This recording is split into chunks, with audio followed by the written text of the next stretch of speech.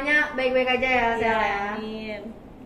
Nah, gimana nih perasaannya? Perasaan setelah PAS, apakah masih deg-degan ataukah udahlah pasrah aja lah, ntar itu mau rapotnya bagus kayak jelek kayak itu udah urusan belakangan. Kayaknya masih deg-degan ya, soalnya belum lihat rapotnya. Oh ya, bisa jadi. Nah, teman-teman juga tetap harus jalanin prokes ya, kemanapun teman-teman berada, walaupun angka COVID mulai menurun. Betul banget, jangan lupa pakai masker kalau keluar rumah. Ya, bener banget tuh. Nah, sebenarnya hari ini kita tuh mau ngapain sih, Tin?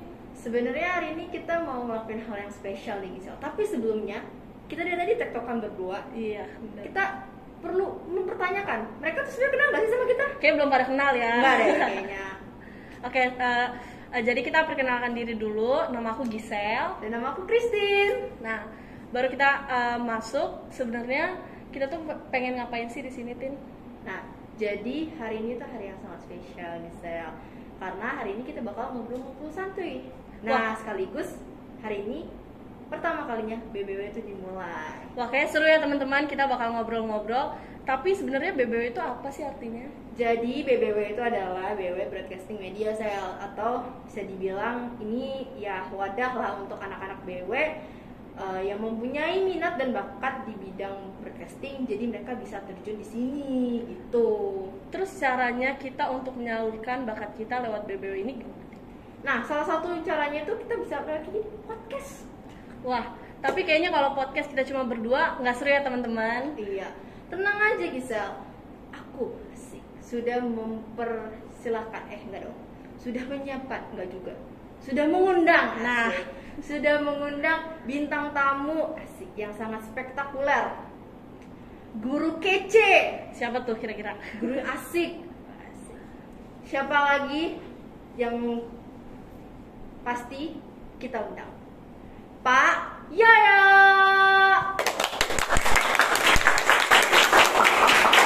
Halo Pak. Halo. Apa kabar? Kabar baik. Puji Tuhan. Gimana Pak setelah PAS? Masih adakah kegelisahan mungkin? Kegelisahannya apa nih? Mungkin ya anak-anak ini masih Tugas-tugas. tugasnya kosong nih. Gimana ngisi rapotnya gitu? Waduh, wah kalau gimana ngisi rapotnya pasti nggak ini sih. Pasti kita udah nagih-nagih tugas. Kalau kan biasanya ada deadline pengumpulan Betul. tugasnya dan harus dikerjakan, itu aja sih. Jadi tidak ada nilai-nilai yang kosong atau nilai-nilai ajaib gitu. Nah, puji Bim Tuhan. salah bim. Iya, bim salah bim nanti nilainya. Nih Pak, kan tadi sudah dibilang di awal kalau kita sekarang sudah selesai PAS. Nah, biasanya kalau anak-anak sekolah selesai PAS yang diinget itu apa Sel? Pastinya libur ya. Betul. Pasti kita pengen libur, Betul teman-teman. banget. Nah, liburan yang paling tunggu selain libur sekolah adalah libur Natal. Nah, itu hari ini kita bakal bahas topik tentang Natal nih Pak. Nah, langsung aja nih Pak. Sebenarnya makna Natal menurut Bapak sendiri itu kayak gimana sih? Waduh, kalau makna Natal itu ibaratnya apa ya? Mungkin perayaan yang paling kita tunggu-tunggu sebagai umat beragama Kristen atau Katolik, karena menyambut kelahiran Tuhan Yesus Kristus ya. Kalau bagi saya maknanya itu sangat mendalam karena bisa berkumpul bersama keluarga. Itu yang membuat saya, wah ini loh momennya Natal ini untuk kumpul sama keluarga kalau saya. Oke. Karena jarang ya, saya mungkin ada yang tinggalnya di Jauh, rantau gitu ya, iya, jadi benar. kumpul sama keluarga bisa cuman pas Natalan, Iya, setahun betul, sekali betul. gitu kan. Betul. Nah, Pak, biasanya kan kita kalau kumpul sama keluarga pasti kita pasang pohon Natal. Nah, kenapa sih Pak Natal itu identik dengan warna merah atau ornamen-ornamen bintang di atas pohon Natal? Kalau identik dengan warna merah, saya kurang tahu ya. Mungkin karena Santa Clausnya warna merah kali ya. Betul. Atau mungkin karena biasanya mungkin untuk mewarnai pohon cemara. Biasanya kalau identik pohon Natal itu kan adanya pohon cemara ya. Iya. Warnanya hijau, biar ada pernak-perniknya mungkin warna merah. Nah, kalau ada bintangnya di atas, kalau saya nggak salah sih ada 3 raja dari timur yang ditunjukkan oleh bintang untuk, kalau saya nggak salah sih, karena saya bukan beragama ya.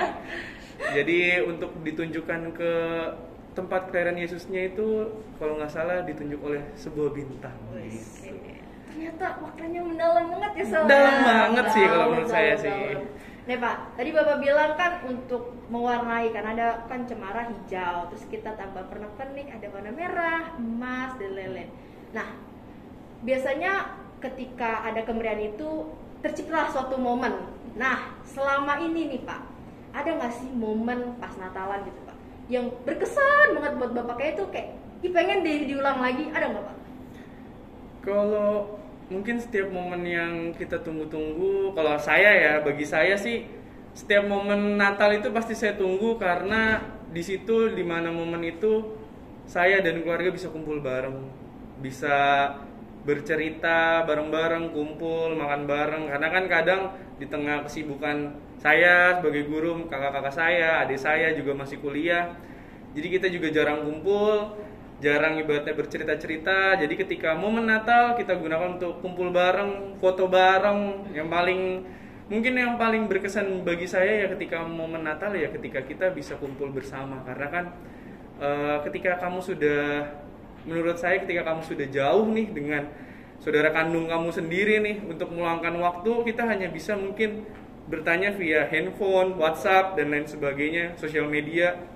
Tapi ketika kita bertemu langsung, sensasinya beda. Iya, benar-benar Pak. Apalagi kalau kata orang semakin dewasa katanya jarak ke komunikasi ke saudara itu makin jauh Renggang, gitu kan. iya. Jadi Natal ini bisa menjadi salah satu wadah atau cara di mana kita bisa berkumpul bareng saudara-saudara kita. Nah, benar banget. Nah, Pak, pastinya kan Bapak udah jalanin Natal berulang-ulang kali ya. Nah, apa hadiah terbaik yang pernah Bapak dapat saat Natal? Hadiah.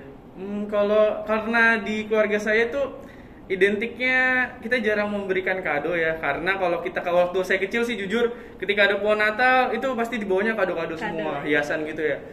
Kalau saya ketika saya sudah beranjak besar ini, kado yang paling spesial yang saya dapatkan mungkin menurut saya ketika semua keluarga saya masih dalam keadaan sehat dan bisa berkumpul bersama. Kado Itu terbaik adalah sih, kado spesial bagi saya dan mungkin bagi teman-teman yang lain mungkin ya karena bisa berkumpul bersama. Itu kado spesial bagi saya. Karena kalau kita mengupayakan sebuah barang itu bisa hilang nantinya, bisa habis. Tapi kalau keluarga ketika kita bisa mengumpulkan sebuah momen, menciptakan sebuah momen, itu yang akan membuat ibaratnya kenangan yang tidak bisa dilupakan. Seperti itu.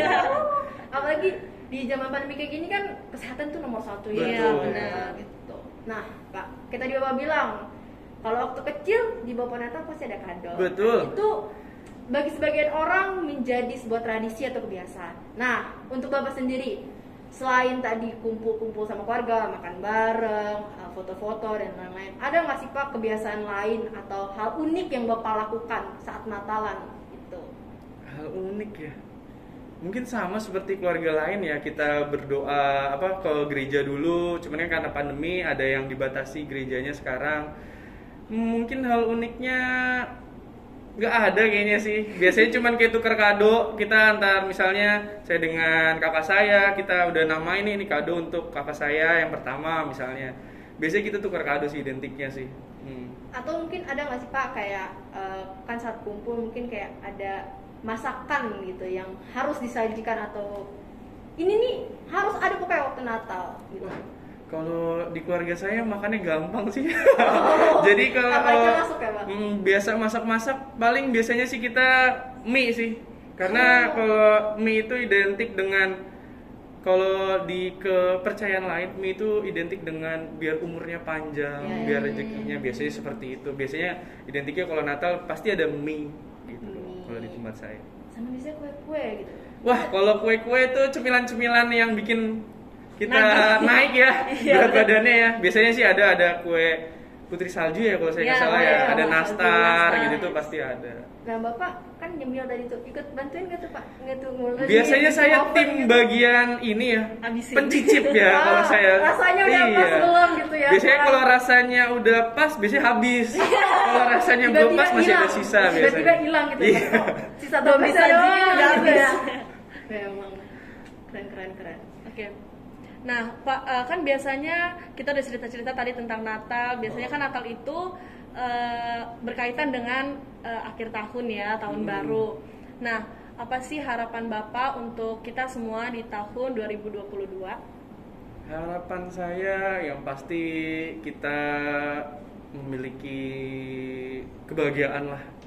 Dan ibaratnya sebenarnya harapan kita semua pasti kita pengen pandemi ini cepat berakhir. Iya, amin. Kita bisa ibaratnya hangout bareng dengan teman-teman, dengan keluarga, kita bisa mungkin kesana kemari, biasanya kesini aja dibatesin, kesini dibatesin. Biasanya kan sekarang akhir-akhir ini seperti itu. Mungkin harapan saya semoga pandemi ini bisa cepat berakhir, kita bisa ibaratnya mencari atau ibaratnya kita butuh liburan, refreshing sejenak dari rutinitas. Ibaratnya kalau mungkin kamu seorang pelajar juga, aduh tugas lagi, tiba-tiba ada notif di Google Classroom-nya ada ini. Nah, biasanya kita identiknya pengen refreshing sih.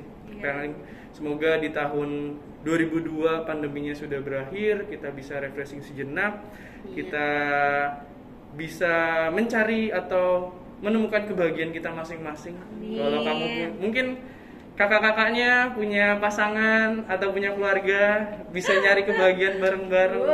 Seperti itu kalau bagi saya sih. Wah, bener-bener harapan sejuta umat gitu ya. Kita doakan semoga semua harapan yang terbaik bisa terwujud di tahun 2022 ya kan.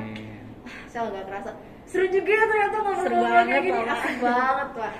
Tapi kayaknya nggak kerasa kita udah ada di penghujung acara nih Pak. Nah, sebelum kita menutup podcast kita yang seru ini, ada nggak sih Pak mungkin wejangan atau motivasi Bapak untuk kita semua di sini dan teman-teman juga di rumah? Wejangan ya, wah karena saya bukan tipe orang yang bisa membuat kata-kata manis atau kata-kata puitis. Mungkin pesan saya yang abadi itu adalah perubahan. Nah, tergantung kita sih, kita ingin berubah menjadi lebih baik atau kita akan stuck di tempat yang sama. Nah itu mungkin quote saya hari ini. Karena bagi saya pribadi, ketika kamu mengalami sebuah perubahan, pasti kamu akan menemukan sebuah jalan. Oh, ternyata perubahan saya ini menimbulkan sebuah kebahagiaan. Oh, perubahan saya ini menimbulkan sebuah kesuksesan. Nah, itu ada step-stepnya. Gitu kalau dari saya. Keren banget Pak kata-katanya. Kayak udah nyaman di sini, nggak mau kemana-mana. Iya. Udah nyaman di sini, nggak mau kemana-mana. Kata-kata yang kenal banget di hati ya Pak. Harus kita terapkan ya Ya, makasih juga Pak udah menyempatkan waktunya untuk hadir bersama kami di sini. Ya kan? Dan sharing tentang pendapatnya tentang Natal dan Tahun Baru. Tepuk tangan dulu dong semuanya untuk Pak Yoyo. Kita semua.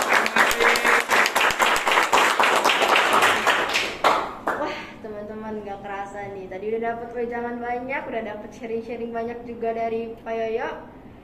Sebelum menutup podcast kita yang hangat ini, kami segenap tim BBW mengucapkan Selamat Hari Natal dan Tahun Baru. Saya Christine Dan saya Gisel. Pamit undur diri. Selamat berlibur dan terima kasih. Terima kasih teman-teman.